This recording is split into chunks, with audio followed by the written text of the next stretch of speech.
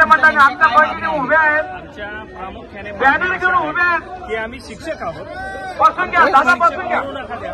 आमचं जे चित्त आहे आम्ही जे खाली बसून घ्या मध्ये रमतो. सर्व शिक्षक बंधूंना विनंती आहे की आम्हाला खाली बसून घ्या.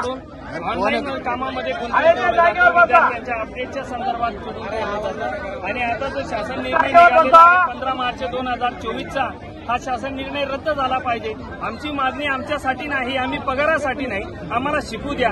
आणि ज्या वाड्या वस्तीवरच्या ज्या शाळा बंद करण्याचं शासनाचं जे धोरण आहे 20% संख्येच्या संदर्भात जो शासनाने 15 मार्चचा निर्णय काढलेला आहे तो अत्यंत चुकीचा निर्णय आहे. तो गोरगरिबांच्या पोरांवर शिक्षणाचे गदा आणणारा आहे. ही गोरगरिबांची पोरं जातील कुठे हा आमचा प्रश्न आहे. आम्ही पगारासाठी भांडणार नाही, आम्ही आम्हाला आर्थिक मागण्यासाठी भांडणार नाही. परंतु आमचं एवढंच म्हणणं आहे की शिक्षकांना शिकू द्या, शिकू द्या. शिक्षकांचा शिक्षक मेला नाही पाहिजे हे आमचं मत. शिक्षक या आंदोलनामध्ये सहभागी झालेले आहेत आणि आज जळगाव जिल्ह्यातून हे शिक्षक एकत्र आलेले आहेत.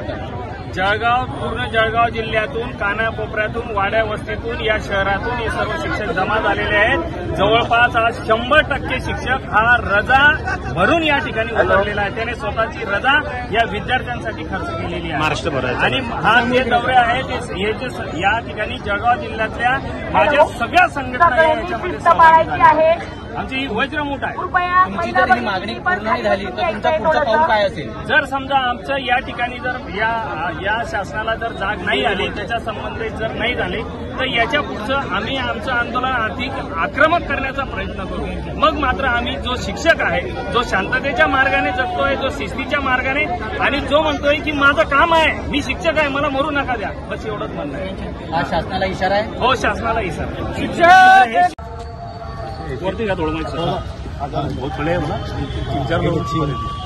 काय बोलाल सर? तुम्ही आज निवेदन दिलं कलेक्टर साहेबांना, काय बोलाल?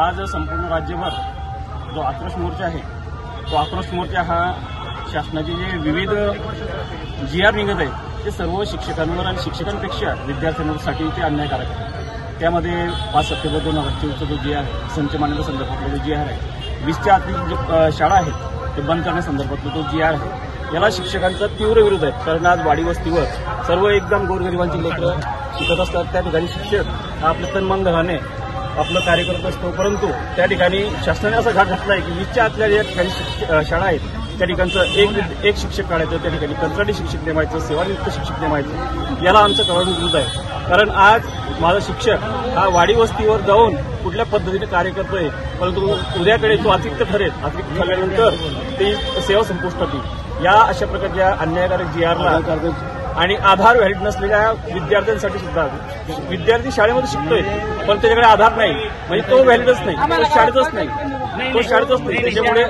शिक्षक संच मान्यता होत असताना त्या ठिकाणी शिक्षक अतिरिक्त ठरतो. अतिरिक्त ठरल्यानंतर त्याला आपल्या तालुक्यातून किंबहुना काही वेळेस जिल्ह्यातून सुद्धा बाहेर जातो आणि शिक्षक पद हे कमी होत असतं. म्हणून शासनाच्या विरोधातला हा जो आमचा आजचा आक्रोश मोर्चा आहे हा एकदम 100% आज यशस्वी झालेला आहे. ऑनलाईन जी कामं आहेत, रोज लिंक येतात, रोज PDF येतात, रात्री अपरात्री केव्हाही अधिकारी लोक टाकतात आणि सक्ती करत असतात. माझा शिक्षक हा एकदम हातात झालेला आहे की काय करावं, शिकवावं की हे कामं करावे. हे कामं जर नाही केलं तिकडनं नोटीसा दिसतात, तिकडनं कारवाईची धमकी दिली जाते. या सर्व गोष्टींच्या विरोधातला हा आजचा आमचा मोर्चा आहे आणि हा 100% जिल्हा शिक्षक समन्वय समितीने यशस्वी केलेला आहे. जर आज तुम्ही पाहाल तर प्रत्येक जण उपाशी तापाशी आपल्या विद्यार्थ्यांच्या भल्यासाठी, आपल्या पालकांच्या भल्यासाठी या ठिकाणी जमलेला आहे. म्हणून आजचा हा जो मोर्चा आहे हा शिक्षक एकजुटीचा जो यशस्वी आले की आज तुम्ही पूर्ण महाराष्ट्रभर पाहाल त्याला पालकांनी सुद्धा सपोर्ट केलेला आहे. सगळ्या पालकांनी सपोर्ट केलेला आहे की शिक्षक सर लोक तुम्ही जे काम करतायत ते आमच्या विद्यार्थ्यांसाठी करतायत. कारण आमच्यासाठी रडणार कोणीच नाही. शिक्षक हाच एकमेव प्राणी आहे का हा विद्यार्थ्यांचा विचार करतो. यासाठीचा हा मोर्चा होता. आत्ताच आम्ही निवासी उपजिल्हाधिकारी साहेबांना आज निवेदन दिलेलं आहे. आमचे शिक्षण समन्वय समितीचे अध्यक्ष अजित सिंह यांच्या नेतृत्वामध्ये सर्व जिल्हाध्यक्षांनी या ठिकाणी हा मोर्चा केलेला आहे. सर, आपकी ये मांगने मानिए, इसके अगला कदम क्या आपका? ही जर मागणी मान्य नाही झाली तर पुढचं कदम आमचे जिल्हा शिक्षक समन्वय समितीचे अध्यक्ष जे आहेत त्यांनी राज्य मध्यवर्ती संघटनेचे जे पदाधिकारी आहेत ते ठरवतील. त्यांच्या आदेशानुसार सर्व जिल्हा शिक्षक समन्वय समिती ही तीव्रता अधिक वाढवेल आणि या गोष्टीला पूर्ण जनकल्याण काय म्हणतो आपण त्याला जनक्षोभ कसा मिळेल याच्यासाठी हे सगळे शिक्षक शिक्षक संघटने नेते, जिल्हा शिक्षक समन्वय समितीचे अध्यक्ष, सर्व पदाधिकारी, सर्व शिक्षक लोक याला तीव्र विरोध करतो. सर ये एक संगठन काम है क्या? सब पूरे महाराष्ट्र के पूरे संगठन काम कैसे है? आमची जी राज्य मध्यवर्ती शिक्षक संघटना आहे याच्यामध्ये सर्व राज्याचे राज्याध्यक्ष आहेत, सर्व शिक्षक संघटनेचे राज्याध्यक्ष त्याच्यात सम्मिलित आहेत. त्यांनी सर्वांनी मिळून एक निर्णय घेतलेला आहे आणि त्या निर्णयावर आज प्रत्येक जिल्ह्यामध्ये अंमलबजावणी होताना दिसत आहे आणि खरोखर शासनाने सुद्धा याची दखल घेतलेली आहे.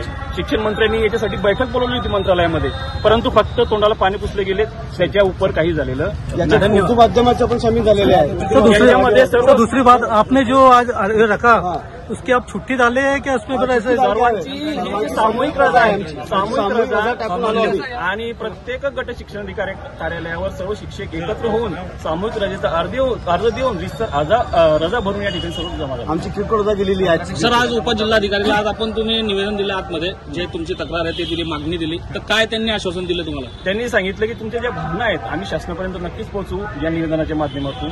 खरं म्हणजे कंत्राटी हा शिक्षकाला हे पद लावायलाच नको.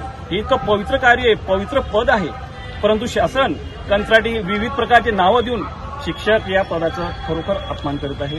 याच्यासाठी ही तीव्रता आजची होती, आक्रोशाच्या माध्यमातून या ठिकाणी शिक्षकांनी काढलेली आहे. सर आपलं नाव नाही सांगितलं. माझं नाव आहे शेख सलीम शेखलाल. काय पदावर? मी जिल्हाध्यक्ष आहेत महाराष्ट्र राज्य शिक्षक परिषद प्राथमिक जळगाव.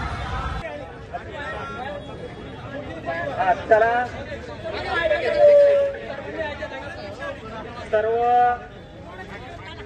जळगाव जिल्हा समन्वय समितीच्या वतीने या ठिकाणी चला पुढे या. सगळे शिक्षक बांधवांना विनंती आहे, बॅनरच्या मागे चला, सारख्या मागे. जळगाव जिल्हा समन्वय समितीच्या या मोर्चाच्या निमित्ताने उपस्थित तो दोस्तों, ये न्यूज़ चैनल हर वक्त आपकी आवाज़ को अपनी आवाज़ बनाएगा और हर खबर को सच के साथ आपके पास पहुंचाता रहेगा. हर खबर आपके पास पहुंच सके इसलिए इस चैनल को सब्सक्राइब, लाइक और शेयर ज़रूर कीजिए.